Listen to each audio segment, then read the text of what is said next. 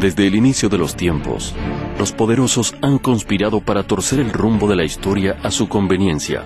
Como verdaderos titiriteros, unos pocos y oscuros personajes manejan los hilos del destino de millones.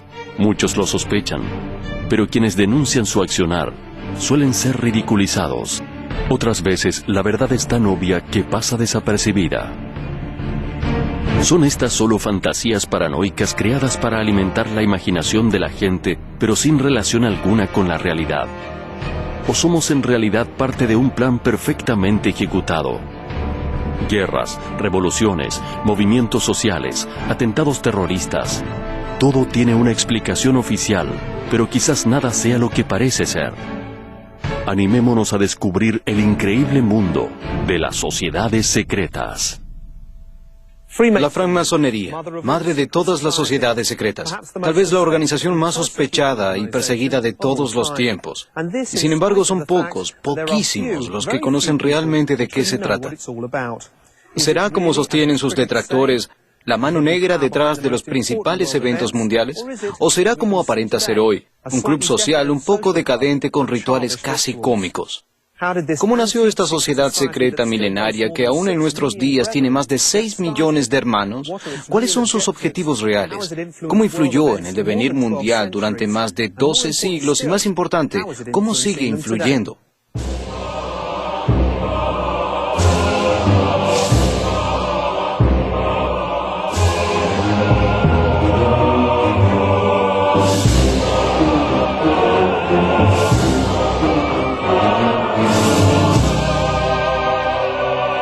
Las sociedades secretas, quienes manejan los hilos.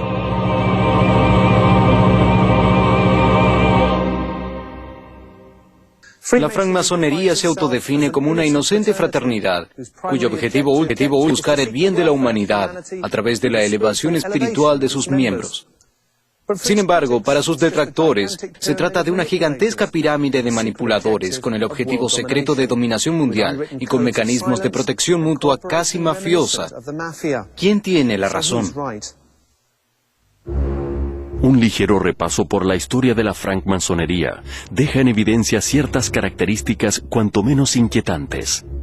Su impenetrable secretismo, la violencia de las penas para quienes quiebren sus juramentos, la ignorancia generalizada sobre su verdadero alcance, influencia y reales propósitos, y su participación en los principales eventos que alteraron el orden mundial de los últimos siglos.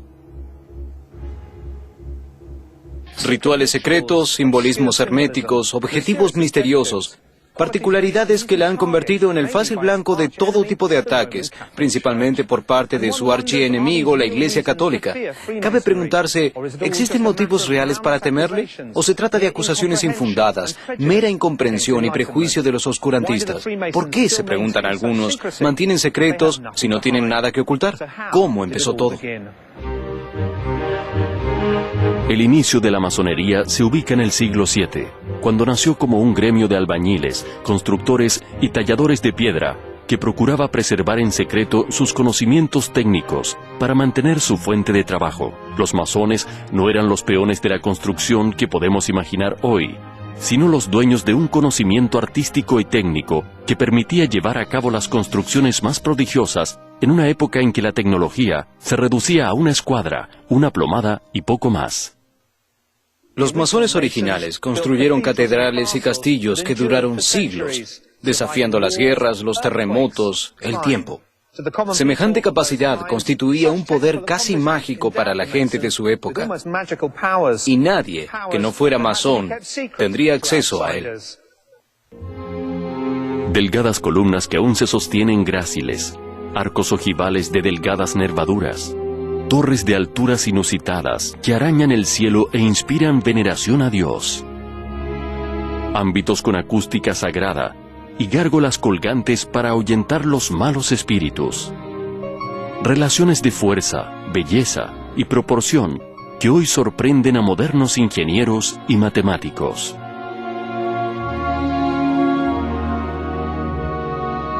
Sus habilidades prodigiosas constituían el secreto mejor guardado de todos los tiempos. El desarrollo de una obra duraba generaciones, y el saber se transmitía de padre a hijo, de maestro a aprendiz. La preparación completa de un aprendiz duraba 7 años y se comenzaba desde los 12.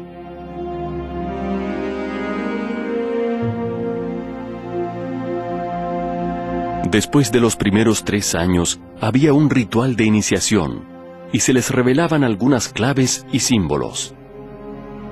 A los 7 años, se graduaban como compañeros de oficio. Años más tarde, alcanzaban el grado de maestro masón.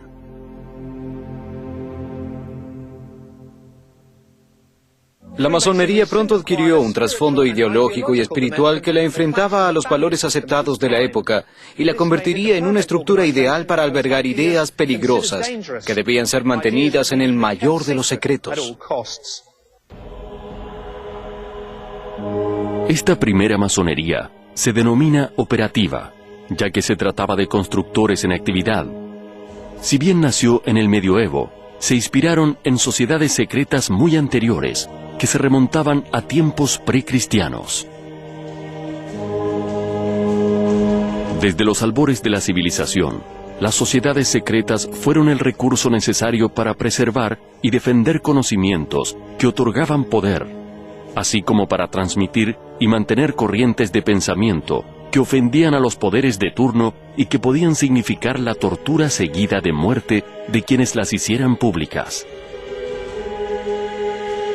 Un ejemplo de esto fue la secta de los pitagóricos, organizada como una sociedad secreta. El filósofo Pitágoras vivió en Grecia en el siglo VI a.C., y sus descubrimientos tuvieron inmensa influencia en el pensamiento masónico. Siglos después, el teorema de Pitágoras era uno de los secretos de los masones operativos, pues permite, por ejemplo, hacer los ángulos perfectamente rectos. Pitágoras fue perseguido y asesinado por sus detractores, pero el conocimiento persistió y la escuadra se convirtió en un símbolo emblemático de la masonería que se utiliza hasta el día de hoy. Los masones constructores claramente despreciaban aquello en lo que el clero se había convertido tan solo unos pocos siglos después de Cristo. Un conjunto bastante decadente de pecadores demasiado ocupados en sus posesiones terrenales como para dedicarse a orientar las almas de su rebaño. Lo mismo sentían respecto de la opresora nobleza, dueños de la tierra y la vida. La ironía es que los masones, enfrentados ideológicamente al dogmatismo persecutorio de Roma, tenían en la iglesia y la nobleza a sus principales clientes. Los antiguos bajorrelieves y ornamentos de algunas de las más famosas catedrales todavía son testimonio del humor agudo con que los masones dejaban constancia de su disconformidad y desconfianza para con ese poder omnipresente. En la iglesia de San Sebaldo en Nuremberg todavía puede verse una sepultura en la que se representan un monje y una religiosa en actitud asaz inconveniente. En la Catedral de Wurzburgo se encuentran réplicas de las famosas columnas Joaquín y Boaz, que abrían paso al templo del rey Salomón. Son símbolos fundamentales de la masonería, junto a Hiram Abiff, el mitológico constructor del templo de Salomón, quien pereció asesinado por no revelar el secreto de su arte. Una verdadera firma masónica, realizada en clave. Pero la percepción de que la masonería, por su aversión a la iglesia cristiana, es una organización atea, es completamente errónea. Los masones simplemente querían tener la libertad de venerar a Dios como ellos quisieran, y no necesariamente de la manera que Roma les dictara. Para ser aceptados en la hermandad, todo masón debe creer en un ser superior único, no importa cuál.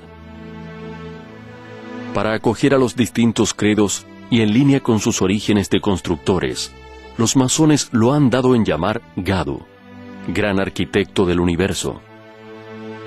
Su símbolo es el ojo que todo lo ve, inspirado en el ojo de Horus egipcio. En el British Museum está expuesto el Regius Manuscript, de autor desconocido y datado 1390.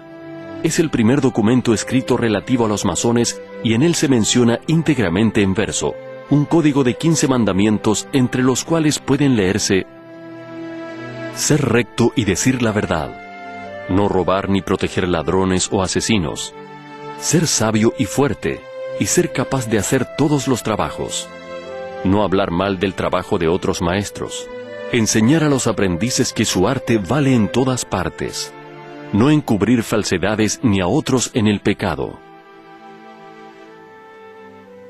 El período feudal concluyó y con él la Iglesia dejó de ser el principal comitente de los masones.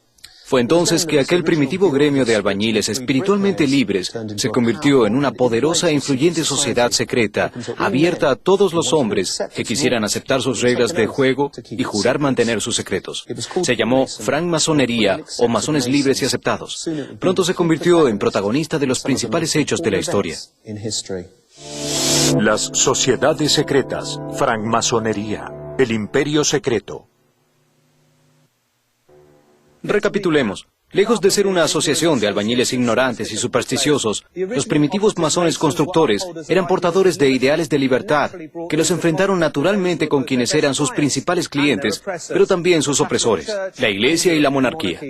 Con el tiempo se reconvirtieron en una sociedad secreta poderosa que atrajo a varios de los más influyentes personajes de la historia y se dio en llamar francmasonería o masones libres y aceptados. Una sociedad secreta que opera aún hoy.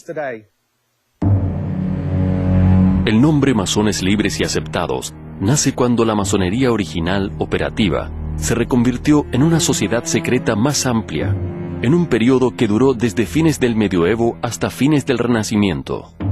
Libres hace referencia a que ninguna persona que sea esclava o sometida a otro hombre puede ingresar, y aceptado hace referencia a que el cofrade no es constructor. Si bien la estructura y ceremonial de los primitivos ritos masónicos ha sido guardado en el más riguroso secreto, es sabido que estaban basados en la liturgia egipcia de iniciación sacerdotal, muerte y resurrección de Osiris, renuncia y desapego hacia la vida anterior, porque la masonería, ante todo, pretende que sus hermanos mueran espiritualmente y renazcan en un hombre nuevo, más elevado. Los antiguos rituales se repiten de forma casi idéntica aún hoy. Primero se introduce al profano en la cámara de reflexión. Un cuarto pintado de negro, con una mesa, un taburete y un escritorio. Sobre la mesa hay una jarra de agua, pan, 2 copas, una con azufre y la otra con sal. En las paredes, los símbolos, la hoz, el reloj de arena, el gallo. Y la sigla V-I-T-R-I-O-L.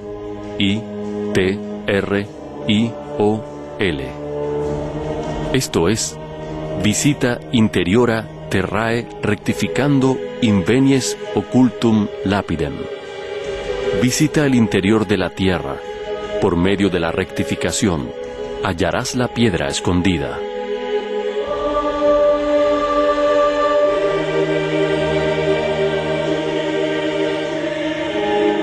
Una invitación a la búsqueda del yo profundo, el alma humana, en el silencio y la meditación. El profano responde a las preguntas: ¿qué debe el hombre a Dios? ¿Qué se debe el hombre a sí mismo? ¿Qué debe el hombre a los demás? Y redacta su testamento. Tras ponérsele una venda en los ojos, el profano es despojado de todos los objetos metálicos. El metal representa la civilización, y se le desnuda la parte izquierda del pecho, señal de franqueza y sinceridad, y la pierna derecha, señal de humildad. Se le quita el zapato izquierdo, también en señal de humildad. Y se le pasa en torno al cuello un nudo corredizo, que simboliza que lo ata a lo profano del mundo. Después de superar las pruebas, se le quita la venda y recibe la luz. Finalmente jura en nombre del gran arquitecto del universo, o del libro de las constituciones. También se utiliza la Biblia con la escuadra y el compás encima. Porque los masones no reniegan de la existencia de Dios, sino que simplemente rechazan a las instituciones eclesiásticas. El juramento es escrito en un papel que se quema luego. Cuando recibe la luz, está iniciado, y los hermanos le apuntan con las espadas para atraer las fuerzas benéficas hacia él. En algunos ritos se entrega al iniciado una espada para defenderse simbólicamente a sí mismo, a la logia, atacar a sus enemigos y, curiosamente, vengar el asesinato del último gran maestre templario, Jacques de Molay. La francmasonería se organizó en logias. Seguramente hemos escuchado esta palabra infinidad de veces, rodeada de misterio y sospecha. El origen de la primera logia es tanto más misterioso, tanto más cuando abre la posibilidad de que la masonería sea la continuación de la Orden de los Caballeros Templarios y sus rituales, la forma de ocultar un secreto ya milenario, el contenido y destino de su mítico tesoro. La primera logia masónica reconocida en el mundo fue la Kilwinning Lodge, logia número 0, o logia madre de Escocia, y su origen se remonta al año 1140, cuando los masones que construían la vecina abadía de Kilwinning se agremiaron para ejercer sus rituales. Escocia ha sido el epicentro de los muchos sucesos que aparentan relacionar a la masonería con la Orden de los Caballeros Templarios. Para entenderlos, debemos remontarnos a la Primera Cruzada. Allí, dos nobles caballeros pelearon codo a codo para liberar Jerusalén de los musulmanes. Uno, Hugo de Payens, sería luego el fundador de la Orden de los Templarios. El otro, Henry Sinclair, un caballero escocés de origen normando, iniciaría una dinastía que siglos después tendría vital importancia en el nacimiento de la francmasonería. Los templarios, creados como orden monástica y militar por Hugo de Payens y otros 7 caballeros, poco después de obtener bendición papal para constituirse, cavaron en las ruinas del templo del rey Salomón. Dice la leyenda que allí encontraron un fabuloso tesoro. Lo cierto es que a partir de ese momento se volvieron inmensamente ricos y poderosos. Algunos especulan con que recuperaron documentos que demostraban que Jesús había dejado descendencia y por ende ponían en jaque a la Iglesia de Roma, que, extorsionada o no, les concedió a partir de ese momento enormes beneficios. Al regresar de Jerusalén, Hugo de Payens visitó Escocia, donde estableció el primer oratorio fuera de Tierra Santa, en tierras del clan Sinclair.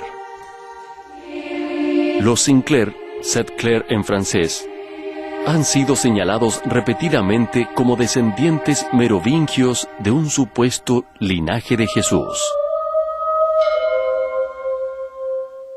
Tenemos entonces a un precursor de la francmasonería escocesa peleando codo a codo con el creador de los Caballeros Templarios. Este hecho inaugura una sucesión de casualidades que ha dado lugar a un buen número de especulaciones. Hay más datos curiosos. Los templarios se convirtieron en los financistas y acreedores de los monarcas de toda Europa. Un negocio redituable, pero peligroso, que selló su suerte. La persecución de los templarios se desató en 1307, cuando el Papa Clemente VII, presionado por el rey Felipe de Francia, quien estaba enormemente endeudado con ellos, los acusó de herejías varias, incluyendo sodomía, adoración del demonio y muchos otros pecados mortales. Los templarios fueron perseguidos, torturados y finalmente eliminados.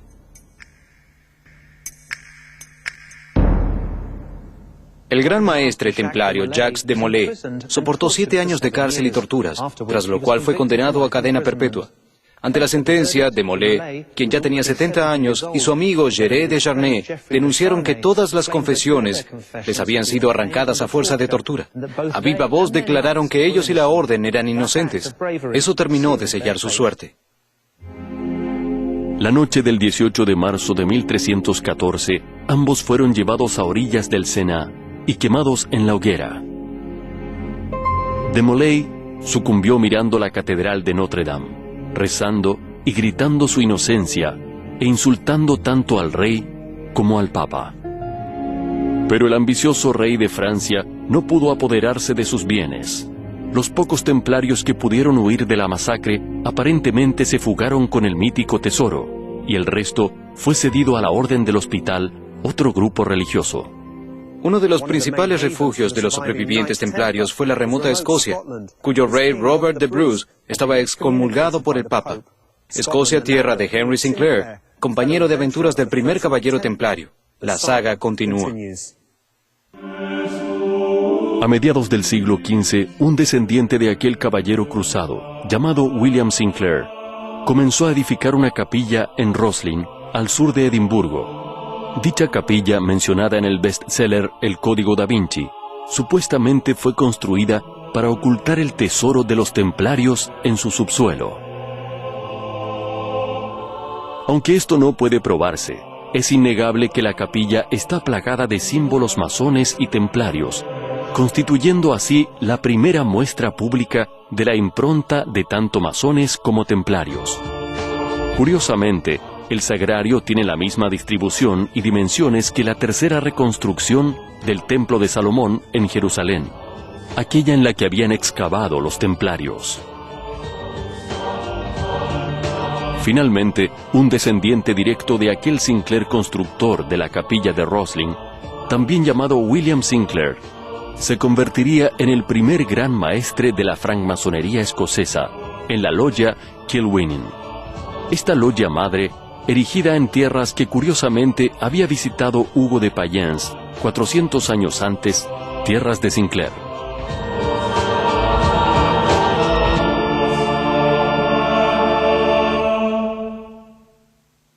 ¿Cuánto habrá de cierto en las versiones que sostienen que la francmasonería nació para preservar el secreto de los templarios? ¿Cuánto están ambas organizaciones relacionadas realmente? ¿No existen acaso nombres templarios y rituales templarios en la francmasonería del rito de York? ¿Por qué los templarios y no otros? Recordemos la frase de iniciación masónica: visita el interior de la tierra por medio de la rectificación, hallarás la piedra escondida. Los templarios cavaron durante años buscando algo escondido. ¿Es todo una gran casualidad? Es posible que la francmasonería y los templarios estuvieran íntimamente relacionados desde sus comienzos.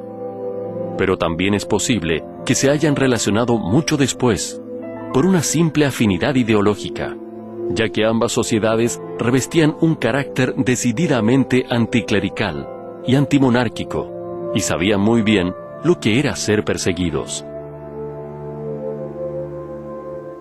Tal vez el misterioso vínculo entre masones y templarios nunca se ha demostrado, ya que quienes conocen los secretos masónicos tienen prohibido revelarlos, bajo pena de tortura seguida de muerte.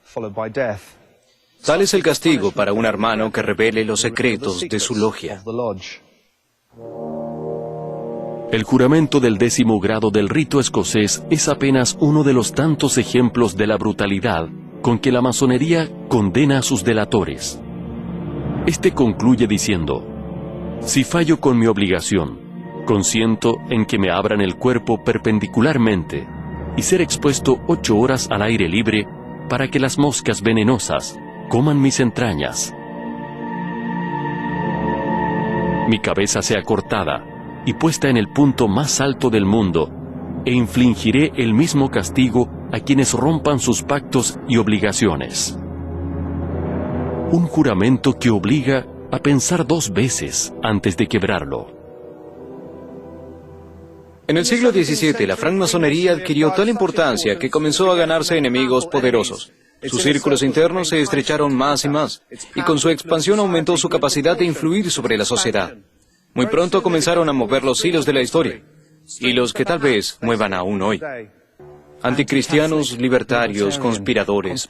Sobre la francmasonería han caído desde siempre toda clase de acusaciones y sospechas. Su particular organización, su glosario repleto de palabras misteriosas, tales como rito, oriente, aprendiz y maestro, seguramente contribuyeron a esta infausta percepción.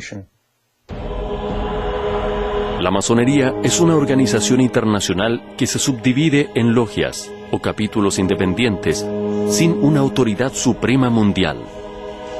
En la masonería existen 3 grados que se pueden alcanzar en forma escalonada. Estos son aprendiz, compañero de oficio y maestro masón. Una logia que otorga estos 3 grados es llamada Logia Azul o Gran Logia, que constituye la unidad básica de la masonería. Luego están los llamados apéndices, como el rito York y el rito escocés. Para entrar en ellos, hay que haber llegado al 3er grado o maestro masón. Estos otorgan 10 y 33 grados respectivamente, con sus respectivos rituales y símbolos. Otra derivación de la masonería la constituyen los Rosacruces, que tienen orígenes comunes, pero que incorporan elementos místicos, alquímicos y filosóficos distintos, que poco tienen que ver con lo que hoy entendemos como francmasonería.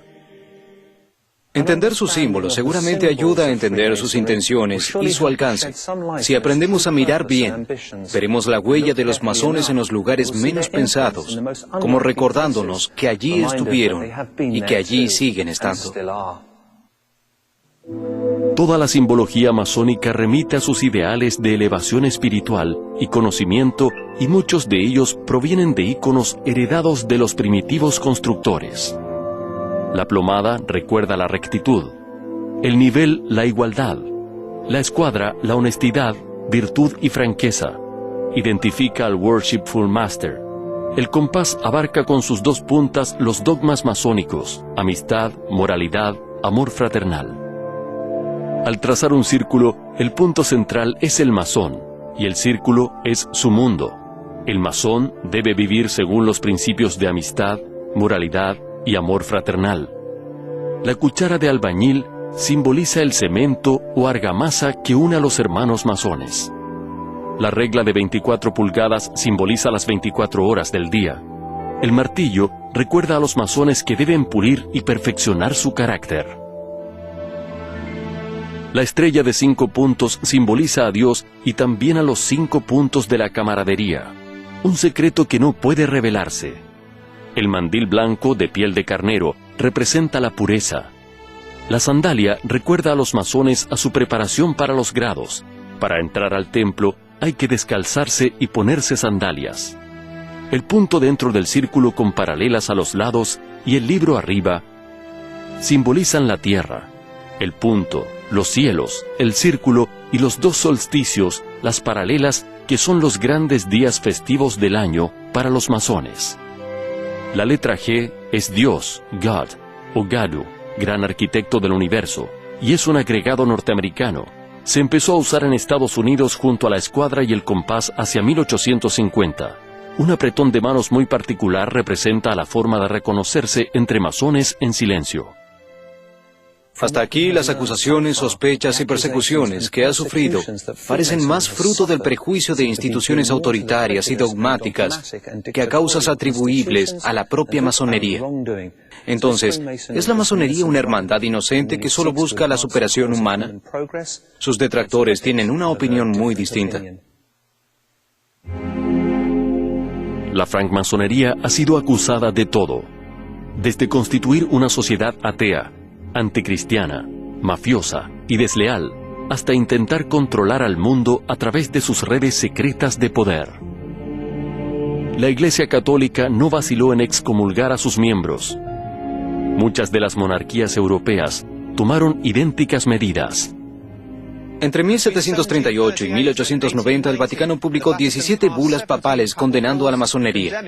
Esto no disuadió a muchos monarcas cristianos de unirse a sus filas, mientras que otros la combatían abiertamente.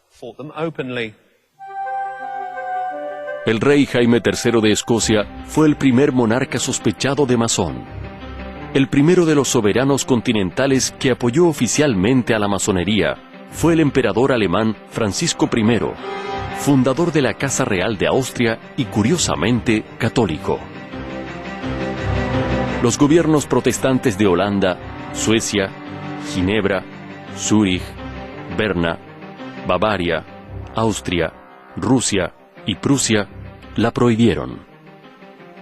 Una de las principales acusaciones contra la francmasonería es la de operar de forma maquiavélica, aun cuando sus fines fueran altruistas, como si el fin justificara los medios. Pero, ¿no es esta la fórmula consabida de cualquier grupo de poder? ¿En qué es distinta la masonería a cualquier organización que reúna poderosos? Algunos autores sostienen que en los momentos previos a la Revolución Francesa, el duque de Orleans, gran maestro del Gran Oriente de Francia, compró todo el trigo y lo escondió, o lo vendió fuera del país, para provocar la hambruna que condujo a la Revolución Francesa. Sin embargo, los jacobinos, quienes a su vez también eran acusados de masones e Illuminati, clausuraron todas las logias 2 años después de la Revolución. ¿Acaso lo hayan hecho preocupados por el gran poder que demostraba tener la hermandad? Por esos años había en Francia cerca de 630 logias con unos 75.000 adherentes. Tampoco ayudó a su imagen pública que a fines del siglo XVIII la odiada Orden de los Illuminati de Bavaria infiltrara buena parte de sus logias. Desde entonces recae sobre la masonería la sospecha de estar conspirando para apoderarse del poder mundial. La Orden de los Illuminati fue creada por un ciudadano bávaro, Adam Weishaupt, en el año 1776. De carácter personalista y megalómano, Weishaupt aspiraba a disolver todos los gobiernos, abolir las religiones, terminar con la propiedad privada y crear un nuevo orden mundial bajo su mando unificado. Utilizó tácticas de infiltración en la ya establecida francmasonería y así logró extenderse por casi toda Europa, llegando inclusive a sospecharse su presencia en América del Norte. Para frenar la infección, muchos monarcas decidieron la proscripción de la masonería toda. La Orden de los Illuminati fue desarticulada oficialmente en 1790, pero su participación en eventos posteriores es altamente probable y se sospecha que actúa aún en nuestros días. Pese al episodio Illuminati, la francmasonería ganó prestigio y alcanzó dimensiones formidables. Los principales actores de la historia pronto se unirían a sus filas. Hombres ilustrados, nobles, burgueses, militares. La masonería ganaba prestigio y atraía a librepensadores que actuaban en las sombras. Las reuniones se pactaban mediante señales ocultas. La identidad de los maestros solo era conocida conforme se ascendía en importancia. El resultado de su accionar dejaba huellas apenas perceptibles en la historia de los pueblos, pero su presencia era definitivamente real. Su influencia se hizo sentir fuertemente en el Nuevo Mundo, infiltrándose en los círculos de poder civil y militar. Tanto las colonias británicas como españolas de América fueron liberadas por francmasones, y los Estados Unidos son el más importante ejemplo de ello. Su simbología patria es netamente masónica. Una lista parcial de los francmasones más famosos termina de ubicarnos en la importancia real que adquirió esta sociedad secreta y cómo influyó en la historia. El banquero Nathan Mayer Rothschild, el músico Wolfgang Amadeus Mozart, el poeta alemán Goethe, fueron francmasones. Inglaterra fue especialmente prolífica en masones famosos. Los reyes ingleses George V, William IV, Edward VII y Edward VIII y George VI.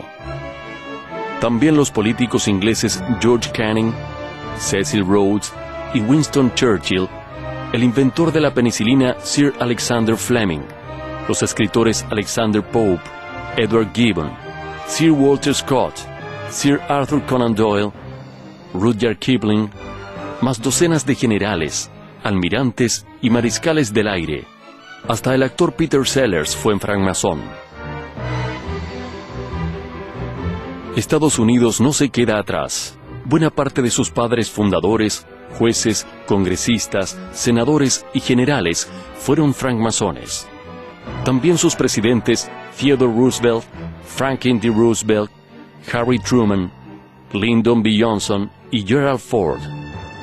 El director del programa nuclear americano Vannevar Bush, el director del FBI J. Edgar Hoover, Henry Ford, Steve Wozniak, cofundador de Apple Computers, todos francmasones.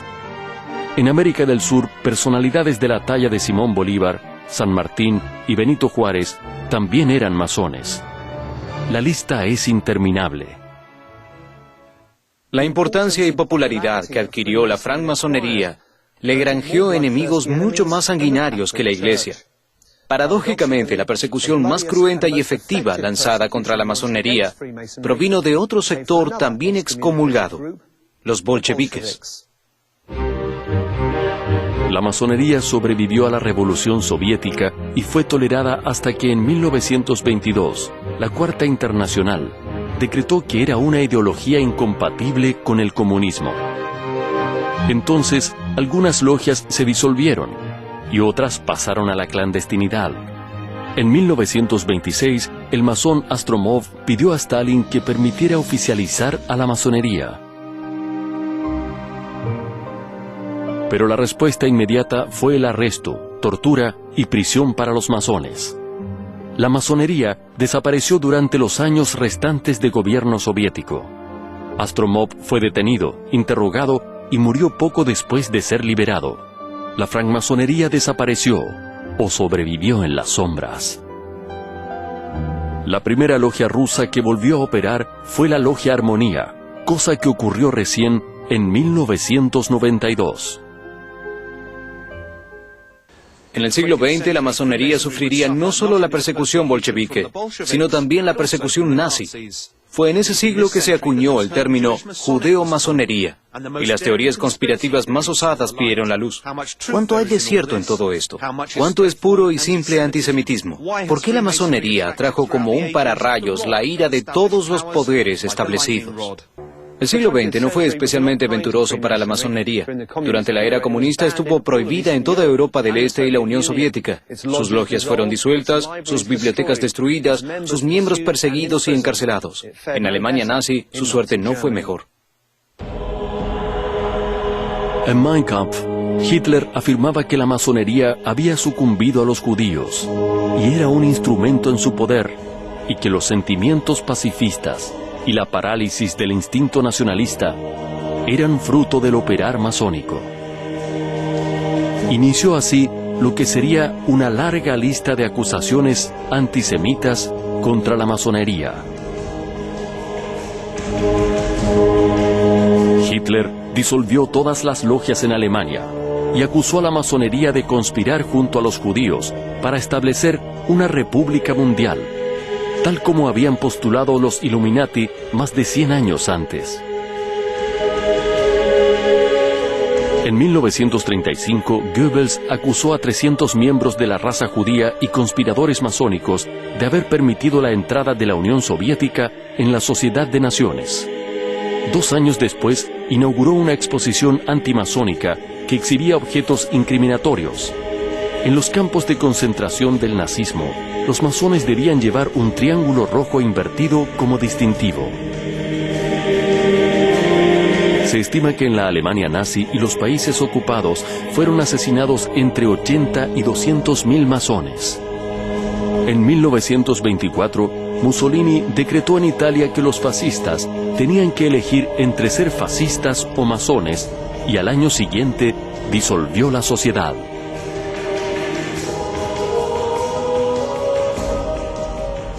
La supuesta relación entre judaísmo y masonería que denunciaron nazis y fascistas nunca se demostró, pero sirvió para fogonear el odio racial. Lo cierto es que la masonería nació en el seno de sociedades cristianas, y solo después de varios siglos aceptó judíos, así como también musulmanes o cualquiera que crea en un ser superior. Un detalle que escapó a Hitler y Mussolini. También la España franquista fue escenario de persecuciones antimasónicas. Pero durante la dictadura de Francisco Franco, fueron torturados y fusilados sumariamente en todo el país. Solo volvió a ser legal tras la muerte del dictador en 1975. Más cerca de nuestra época, Saddam Hussein implantó la pena de muerte en Irak para quienes promuevan o apoyen principios sionistas, incluyendo la masonería. ¿Qué nos dice esto de la masonería? Si se juzga a alguien por sus enemigos, diríamos que la masonería merece ser redimida. ¿Pero qué es de ella ahora? Actualmente, se estima que aún existen de 4 a 6 millones de masones activos y unas 100.000 logias en todo el mundo. La mayor parte consisten en verdaderos clubes sociales, donde se alternan obras de caridad, rituales ancestrales, secretos, vestimentas curiosas y hasta bingos y fiestas temáticas. Los masones ya no ocultan su pertenencia a la hermandad, sino que llevan pegatinas en sus autos que los identifican y tienen páginas propias en la web. Donan enormes cantidades de dinero a instituciones de beneficencia. Su principal problema radica en que los jóvenes tienen escaso o nulo interés en ingresar a sus filas. Quizás esté siendo derrotada por el tiempo. Su antigua liturgia, sus principios morales, su oposición a una iglesia cada vez menos importante, simplemente no encajan con la era posmoderna de Internet, juegos virtuales, cultos individualistas o la desenfrenada sociedad de consumo, donde la elevación y la espiritualidad poco tienen que ver.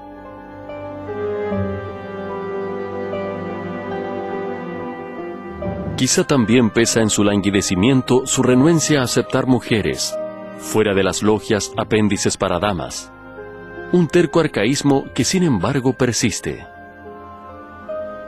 ¿Acaso la última y mayor obra masónica del siglo XX haya sido la derrota de Hitler y el nazismo? Roosevelt, Truman, Churchill, el rey Jorge VI, los generales Bradley, MacArthur y Marshall fueron todos masones. Muchos años han pasado desde entonces. Sin embargo, hay todavía algunos movimientos que se le pueden adjudicar. Indicios que nos dicen que el gigante puede solo estar dormido. En 1997, el parlamentario británico laborista Chris Mullin denunció la influencia de la masonería en el sistema de justicia criminal británico. Mullin estaba convencido que policías masones granjeaban privilegios especiales a los criminales masones. Hubo bastante histeria en la prensa británica, pero no se probó nada. En la Asamblea de Gales, desde 1999, es obligatorio que los parlamentarios masones revelen su identidad. A los policías y jueces se les pide que lo hagan voluntariamente.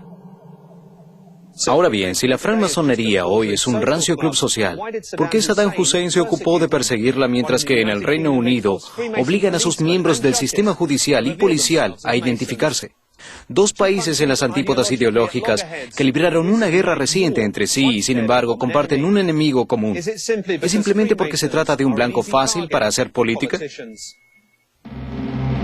La masonería siempre se caracterizó por saber mutar, bajar el perfil y hasta ocultarse en el momento justo.